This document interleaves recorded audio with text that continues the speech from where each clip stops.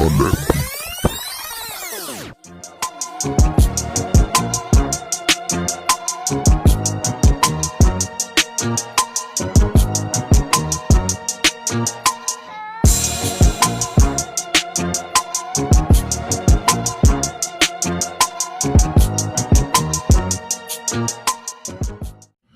What's good, all my beautiful people around the world? It's your boy, and again with another video. This is going to be a little different. We're going to tap into what's going really viral right now, which is this whole black male athletes dating white women. Before I get into that, I want you to check this video out. If it's here or there, whatever. Young lady's name is Amalia. I could be pronouncing her name all the way wrong, so please forgive me. This video actually encouraged me to put this story out here for you guys to get a different perspective. Her video is actually very insightful, and her point of view is unbiased, so I would encourage you to go check it out. In the video, I can't really put clips to it because YouTube have very strict guidelines on reusing other people's content and all this kind of stuff, and they go up and down. I'm not about to get into all that. So that's why I recommend you go check out her video. Now, with me, on the other hand, in that video, she showed a clip from this one guy explaining why he believes black athletes geared towards white women. Y'all, 5 of my guys that play on Division I Power 5 football teams, and they were like, Goody, you know the type of NIL deals we got. One of my men said, bro, I was messing with this black girl. She heard about the deal I got and started to request money, Apple Pays and Cash Apps, for her hair and nails. I said, oh, shit. My other friends were saying, bro, I would try to take her out to Chipotle, Kava, this and that. She would get mad talking about, why aren't we going to steakhouses? You're good for it. I said, oh. They were like, bro, the white women, they're down to go and get a cup of coffee, go and get some ice cream. My friends were like, bro, the white women we're dating, they pay for a lot of our stuff. I said, what do you mean? They said, bro, they know that we're making some money, but while we're at practice or we're at camp, they got us our favorite Kava bowl, double chicken, right? Waiting for them to come out of practice. And some of it is very superficial, is very shallow. But one point that he mentioned that I kind of can see how that could be true. And he said that those women wasn't really out for their money or what their possibilities were. Like they prepared lunch for them. They dug into their own pocket to get these athletes what they need, even though they have money and all that kind of stuff. And when they was dating black women, they was like, hey man, I'm better than Chipotle or, Waffle House and all these places, man. Let's go to an upscale restaurant and blah, blah, blah, blah, blah. He got me at the Cheesecake Factory, y'all. I ain't getting out this car. So you expect a man to go all out on the first date. Is that right? I mean, you're supposed to. Look at me. Nothing wrong with the Cheesecake Factory, right? Yes, there's a lot wrong with the Cheesecake Factory. Okay. Well, look at me. I cannot go in the Cheesecake Factory. There's nothing wrong. I will die. That's okay. Embarrassing. Then maybe we're not ready in a relationship for such a nice, fancy restaurant as Aria. Especially if I'm paying for the whole thing. Maybe we're not right for each other. But respectfully, I'm going to just drop you off at home. Now, I think I'm a good person to come to when it comes down to these topics and the racial topics and all. Now, I've dated black women. I've dated Asian women. I've dated different type of nationalities, Bosnian, all kinds of, different races and cultures. When it came down to having conversations with a woman and clicking and vibing and having a good time and just the energy of the connection was there most of the time was with white women. Story time. Now, when it comes down to the whole judging the guy on basically what he has and all that kind of stuff, I always felt that was prevalent, even at an early age, because I was never the type of guy that always followed people. I was more of a leader.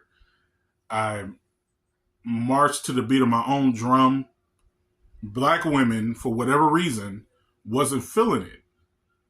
Like I had black women tell me that I was too nice, that I was too straight laced, I had too much integrity, that I wasn't gritty enough or whatever.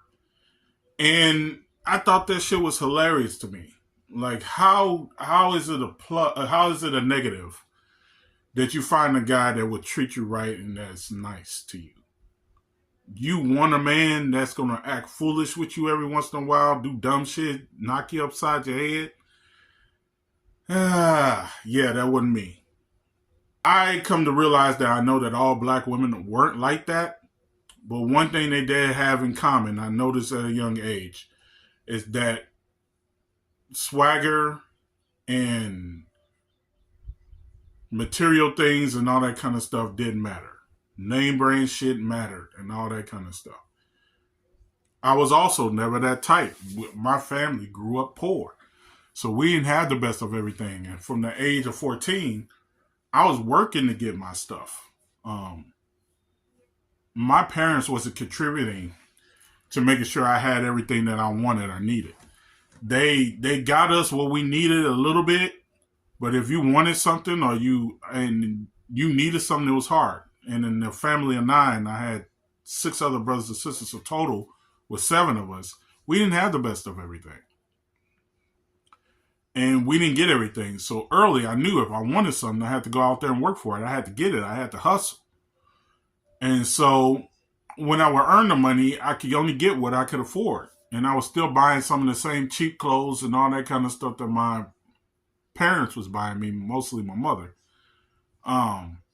And all the kids used to make fun of us because we didn't have the name brand shit and all that kind of stuff. Even though the clothes were new and even though they were ironed and pressed and nice, they didn't give a fuck about that. They made fun of us because we just didn't have shit.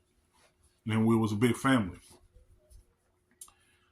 And so every time I would try to holler at one of the girls, either at school or whatever, they always diss me. Always. And for most people, rejection bothers them. It didn't bother me. I just chuck it up to the person wasn't feeling me or whatever. There's more women out here. I kept moving. But I realized at an early age that when I would holler at the white girls, and we were young, I'm talking about middle school, whatever, high school, where people can't really judge you if you don't have a job or money. And even though I did, I was working, I was making money.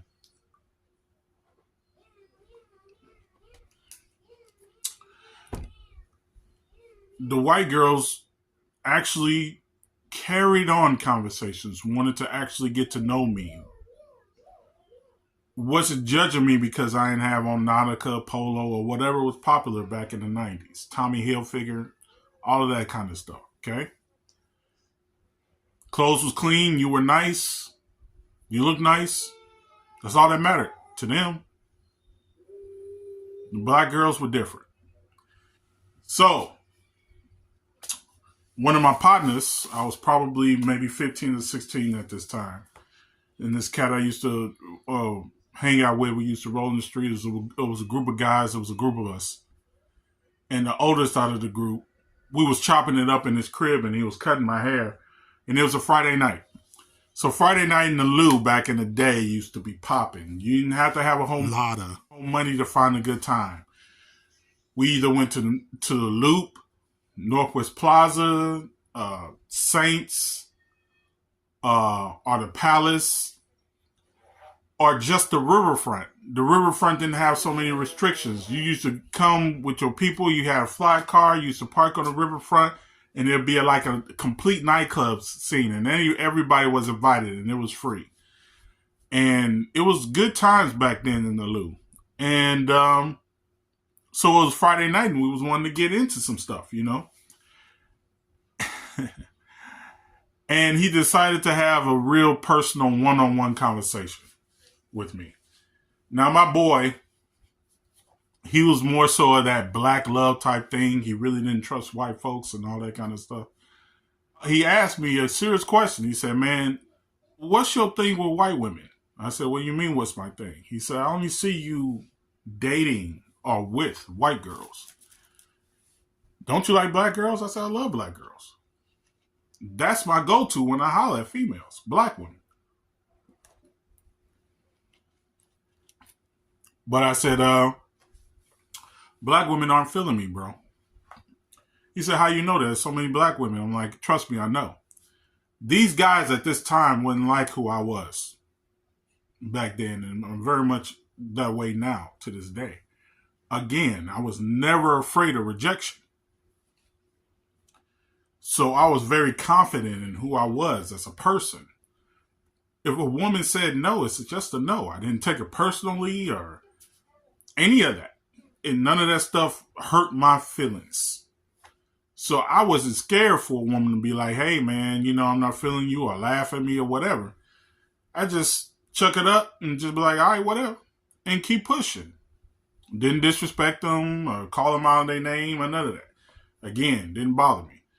So being that I liked women in general, in the neighborhood we was in was predominantly black, I was shooting my shot all the time. All the time.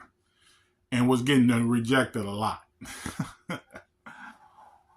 At least in the area I was living in at that time, which was U City, and y'all already know about the U City and blah, blah, blah, blah, but that's where I grew up.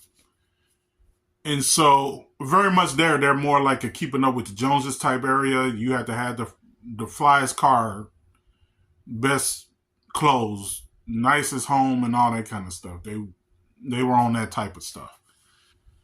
And so every time I would holler at a black woman, I noticed something. They would never look at me in my face first and have eye-to-eye contact. They always looked down and then up first. They looked at my shoes first and then looked at my face. Now, mind you, I just wore shit just what I could afford, and that would match or be, fly or whatever what I was having on. But they didn't consider what looked good fly. They considered what was brand name fly. Much like what the youth is doing now. And so they will always look at my shoes, realize they weren't name brand, and then nothing. It never carry on beyond that. And so I basically told my friend that. I was like, hey, not for lack of trying. They just looked me up and down and was like, all right, and no, and they moved on. You didn't meet one black girl that just want to know you for you. I said, no, not one. He said, well, there was probably the chicks around here or whatever. We're going to go to Northwest Plaza and we're going to go kick it there, and we'll get on some girls there. He wanted to dress me up, put me in name brand clothes, and he wanted to put me in some new Nikes or whatever that he had in his house. And I said, no, I'm going to stay in the clothes I had because they were new and I bought them. I'm like, I'm not going to switch clothes just to appease a female. And I said, I'll make you a deal. I'll make you a wager. I said, I'm going to holler at as many black chicks I can in that mall. And I bet you I can't get one of their numbers. They won't even try to give me a time of day. But I bet you the first white woman I approach that I try to holler at, I'm going to get a number. And he said, so what's the wager? I said, I bet you $20 I can get that white girl's number. And then not one black woman will give me their number. He said, I'll take that bet, but you got to follow through with it and actually try to holler at these girls and don't be lame and corny and shit like that. I'm like, man, trust me, I got this. So we get up to the mall, and it's Friday, and as usual, it was like a fucking nightclub scene. It's completely packed, popping. And we walk inside the mall, and I swear to you, I started walking up to the black women that I was feeling. And I wasn't just walking up to any girl. I was picking the baddest ones. The ones you consider dimes or the baddies or whatever. And I approached them like a gentleman. I approached them like a real man and said, hey, I saw you from afar. I think you fly. My name is Walter. What's your name? And every single one of them looked down at my shoes, then looked up to me and started laughing.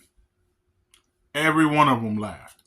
I maybe approached anywhere between maybe like 8 to 15 girls. But every single one of the black chicks just straight dogged me. We were there for about an hour, and then my partner, my boy, was like, man, it's really dull here. You ain't getting no girls. We ain't getting no numbers or nothing like that.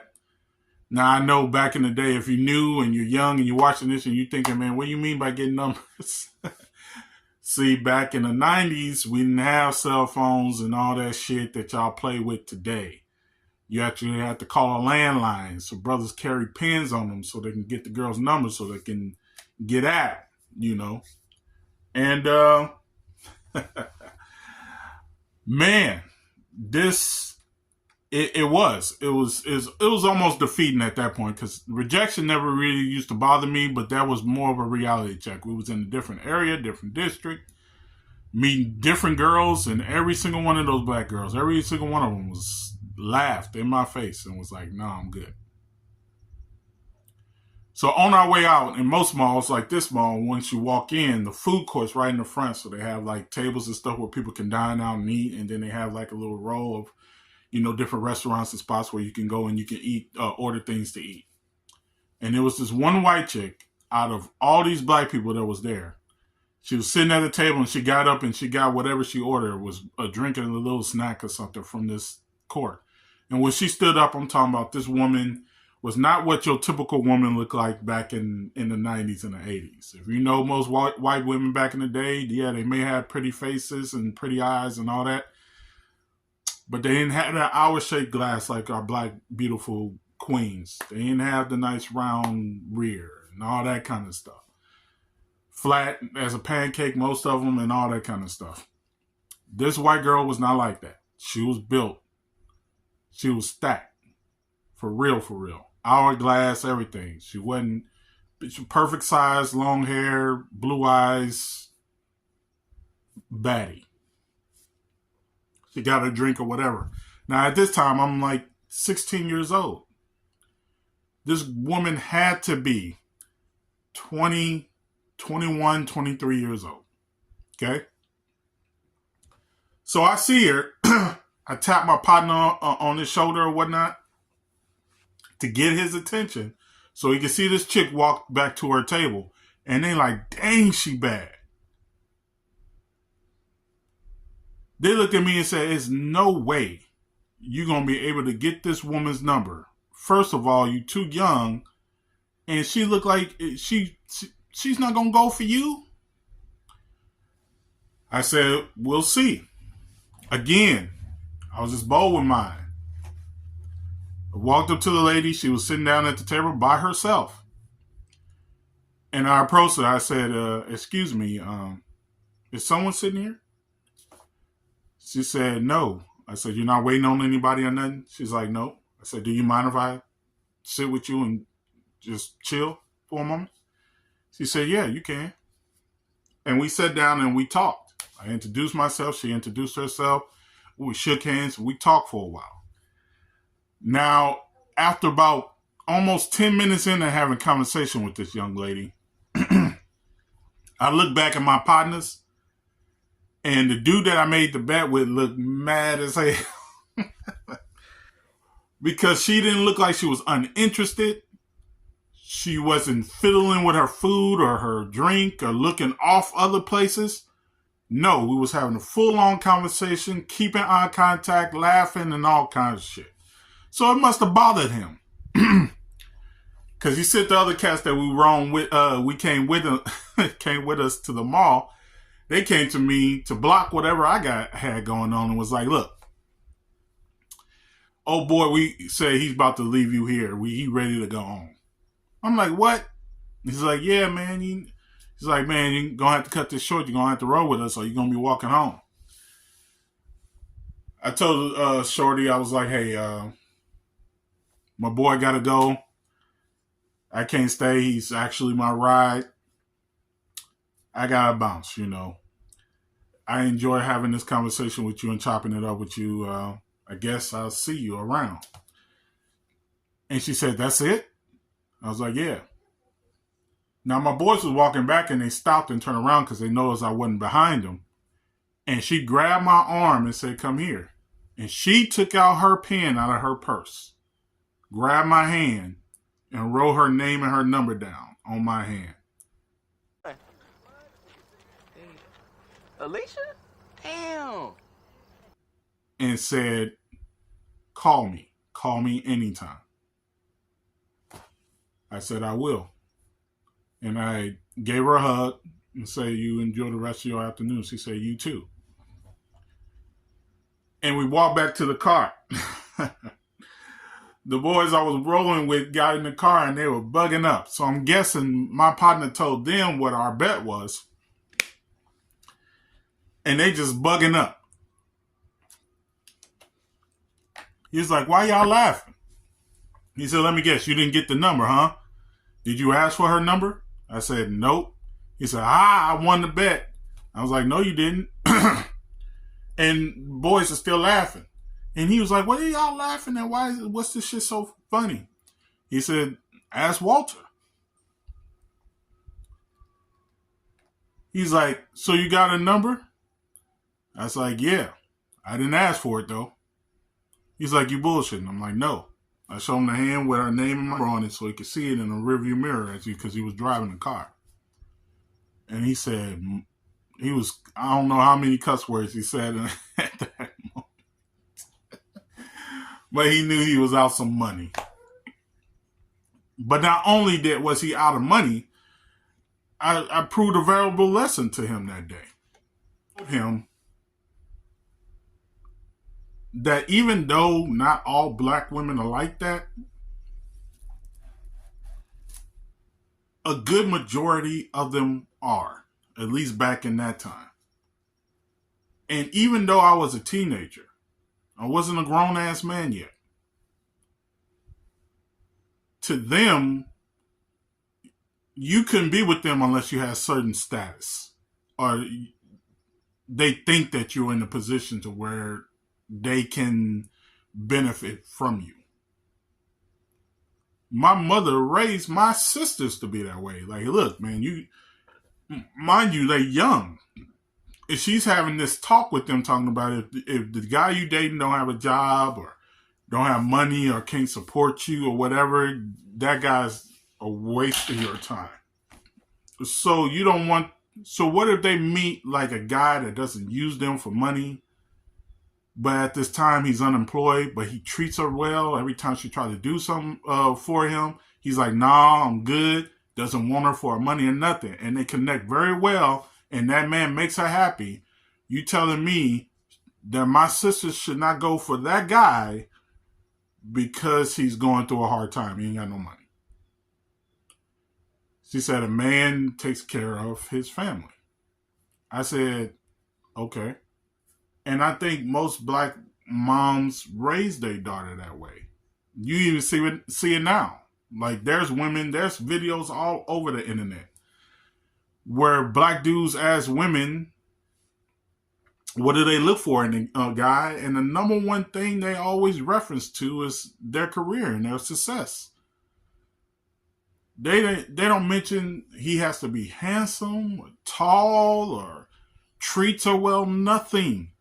It boils down to the money. They even ask her, okay, well, how much can a man make a year for you to be okay with him? It's like he definitely got to make six figures. He can't make no less than that.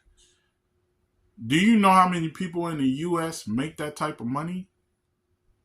Not many.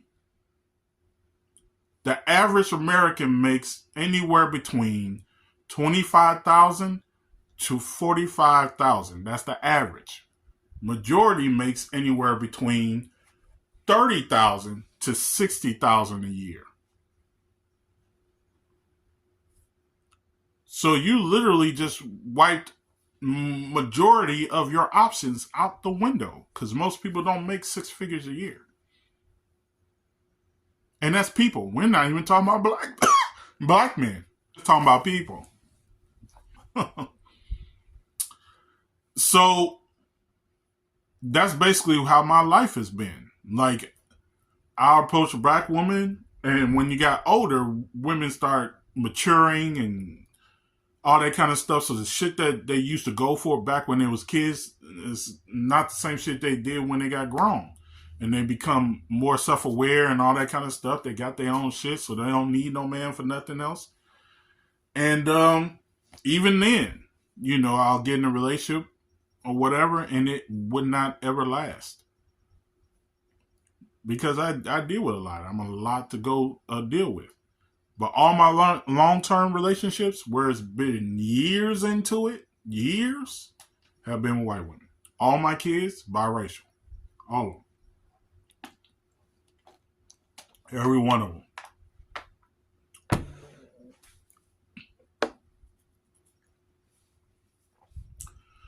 So with this story, I can understand a little bit, even given my own experience, of how some black athletes can say, well, white women aren't with them for their money.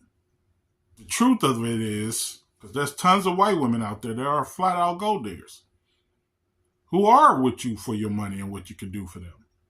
And there's tons of black women who want to be with a good guy and really wants to know them. They don't care if they mopping and sweeping floors or they're in the front office. They don't care as long as that guy treats them well. Like I said, I would encourage you guys to watch the young lady's channel. Her take is more articulate, short, in her view of the situation.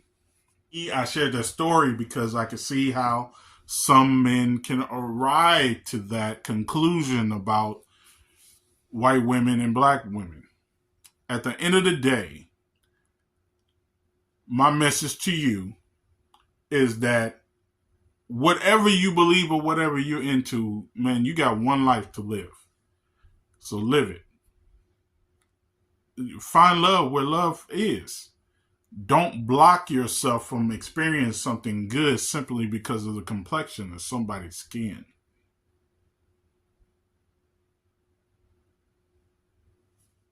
Don't miss out on the love of your life because you believe the love of your life is within your own race.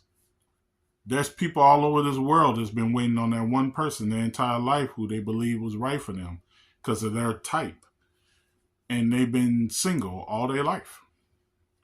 You might pass up on what's deemed good, your compatibility, because you're not even focused on that.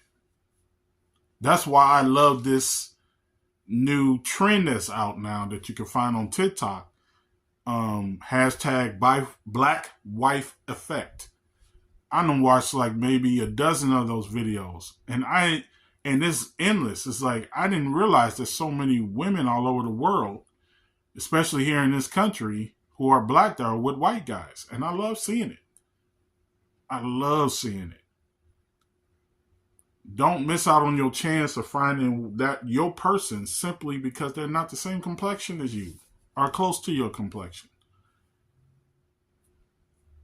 Blocking your blessings flat out. A friend of mine, that very same friend that I told you about, asked me, does it bother me when I see black girls with white guys? No, it don't bother me at all. It don't bother me a little bit. Matter of fact, when I see people, and I don't care if it's a black woman with a white guy, or a black guy with a white woman, Asian guy with a Hispanic woman, all that kind of stuff, interracial dating, people of the LGBTQA community, all of them.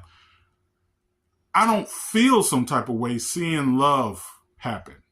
It only makes me feel good. It's just like when I see somebody that's positive who got a whole lot of stuff that I don't have, money, material things, that don't make me envious. That motivates me. I am happy to see people win. When I hear people like Dr. Umar and all that kind of stuff, it's self-hatred if you date someone outside your race because they don't understand your struggle. I've been with black women who didn't understand my struggle, and they grew up black.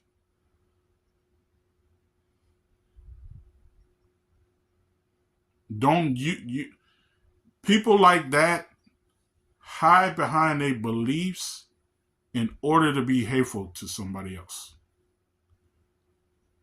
You seeing a black woman with a white guy should not bother you.